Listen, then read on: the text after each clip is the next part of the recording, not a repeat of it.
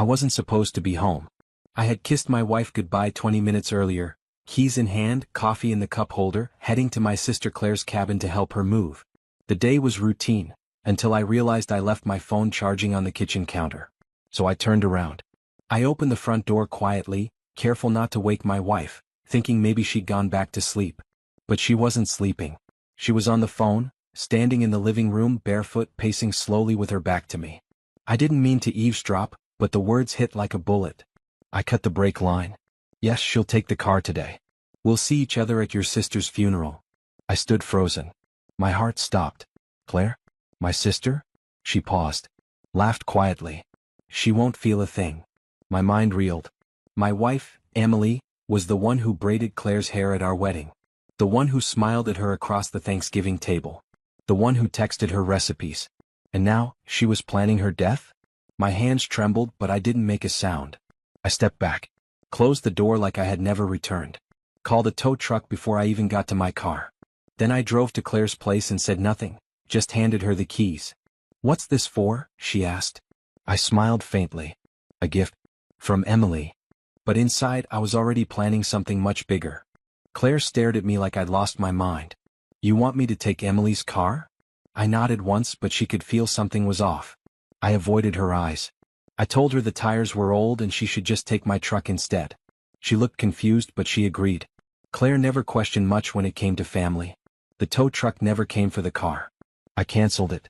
Instead, I drove it to Emily's mother's house and left it parked right outside. I didn't say a word. No note. No warning. Just walked away. That night, I lay next to my wife in bed. She was laughing at something on her phone. The same hands that had wrapped Claire's birthday gift last week were now texting someone, fingers flying like nothing had happened. I stared at the ceiling. Who are you, Emily? And when did you become this? The next morning, her face drained of color. She was staring at her phone, trembling. Her mother had taken the car. And it didn't crash, because the brake line had already been reported, anonymously. The police towed it before she ever left the driveway.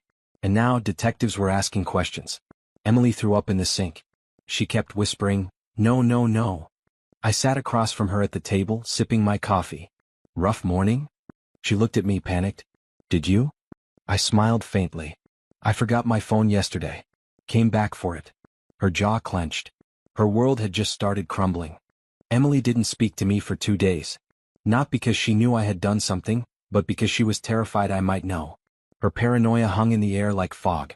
She kept pacing, checking the windows, whispering on her phone. She thought she was clever. She even asked me casually if I'd driven back home that morning, said she thought she heard something.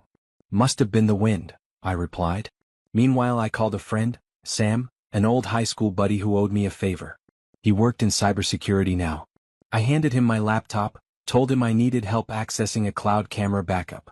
I didn't give details. In less than a day I had it. The video file. Emily in the living room. Laughing. Phone on speaker. Brake line's done, she'd said. All she has to do is get in. Clear audio. Clear intent. It wasn't just attempted murder. It was premeditated. I saved 3 copies. 1 in the cloud. 1 on a drive I locked in my safe. And 1 on a small USB I mailed to Claire. No return address, just a sticky note. Watch alone. Then I waited. That weekend, I watched Emily sit across from Claire at brunch. Smiling. Laughing. As if she hadn't tried to kill her. Claire didn't say a word. But when our eyes met across the table, I knew she'd seen it. And from that moment forward, Emily wasn't being watched. She was being hunted. Something shifted in Claire after that. She didn't confront Emily. Didn't rage or scream. She just watched her. Every smile. Every fake laugh. Claire mirrored it all like a haunting echo. Emily, oblivious, thought she'd dodged a bullet. She hadn't. Behind the scenes, Claire began moving her pieces. She didn't tell me the details. She didn't have to. But I saw the signs. She started visiting an old college friend, a defense attorney. She updated her life insurance. Filed reports quietly about harassment from an unidentified party. Set up hidden cameras in her apartment. Quiet, methodical moves. Meanwhile, I pretended everything was normal at home. Emily went about her life, pretending to be the devoted wife. But I knew better. She had tried to murder my sister, and probably would have succeeded, if not for one forgotten phone. Late one night, I watched her in the kitchen. She was humming. Making tea. Her back to me the same way it had been that morning when I heard everything. And that's when it hit me. If she could do this to Claire, what had she already done to others? I started digging. Phone records. Deleted messages. Old emails. What I found next wasn't just betrayal. It was a string of quiet sabotage going back years. Friends. Co-workers. A former roommate who fell down the stairs. Emily wasn't just a woman with bad intentions. She was a patient predator. And I had just become her next obsession, or her next loose end. The deeper I dug, the colder I became. Emily had an eerie pattern. People who got too close to discovering who she really was always fell apart. Financial ruin. Accidents. Anonymous tips to HR. One woman was institutionalized after a breakdown Emily quietly orchestrated. She didn't kill with blood. She killed with erosion, one secret at a time. I should have been terrified. But I wasn't. I was focused. Because now it wasn't about saving Claire. It was about burning Emily down with her own matches. I called Sam again. This time I told him everything. Every file. Every message. Every disturbing breadcrumb I'd uncovered. He didn't speak for a full minute after I finished. Noah, you need to be careful. This is someone who weaponizes trust. I nodded. And then I asked him to help me leak it. Not to the police. Not yet. To Emily's world. Her clients. Her friends. Her reputation. Claire handed me a burner phone with one message preloaded. If you trusted Emily, you might want to hear what she really thinks of you. Attached was the video, the audio of her break-line confession, and 2 years' worth of digital sabotage. We sent it to 5 key people in her firm. By morning her name was on fire. By afternoon her phone wouldn't stop ringing. And by nightfall, she was on her knees in our kitchen. She didn't cry. Emily just folded. On the floor, gripping the edge of the counter like it was her last anchor. The phone calls hadn't stopped all day. Partners, clients, friends demanding answers for the audio, the evidence, the sickening truths that came out like a flood. And she knew. She knew I had done it. Why? She whispered, her voice small. Why would you ruin me? I didn't shout. I knelt beside her, level, and whispered. You didn't just try to kill Claire.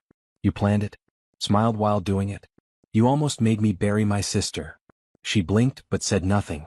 You don't get to cry, Emily. You don't get to be the victim in your own fire.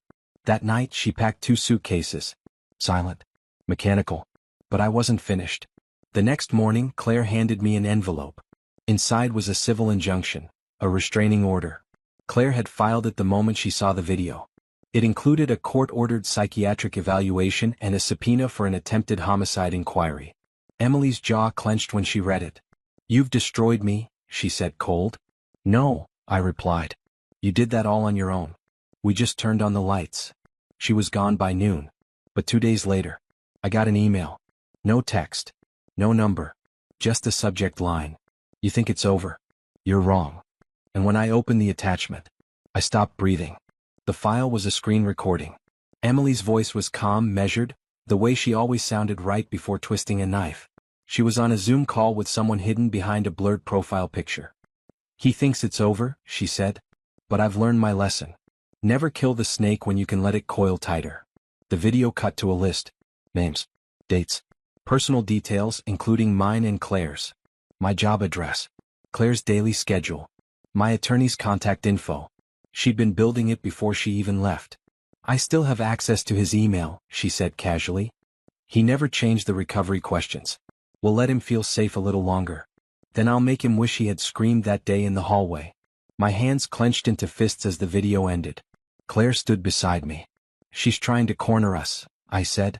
No, Claire corrected softly. She's trying to trap herself. And that's when we moved. We reached out to every person she listed. Warned them. Shared proof. Most cut ties with her instantly.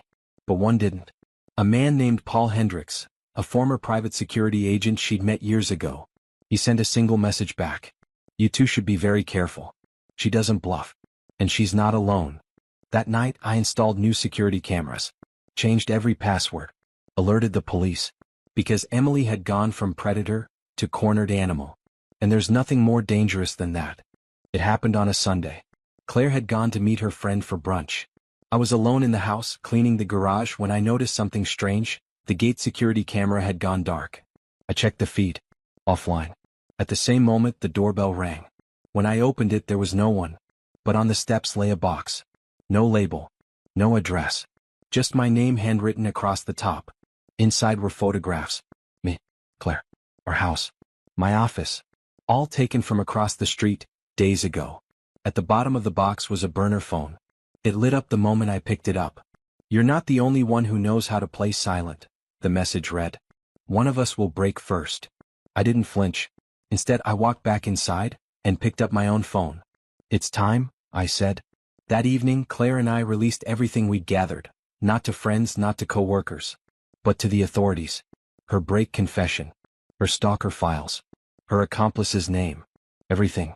Within 48 hours, a warrant was issued. Her apartment was raided. And for the first time, Emily had nowhere to run. I didn't celebrate. I just watched from across the street as they put her in the car. She turned her head and locked eyes with me. And I smiled. Because justice isn't always loud. Sometimes it walks in silence and waits for the right moment to knock. Right moment to knock.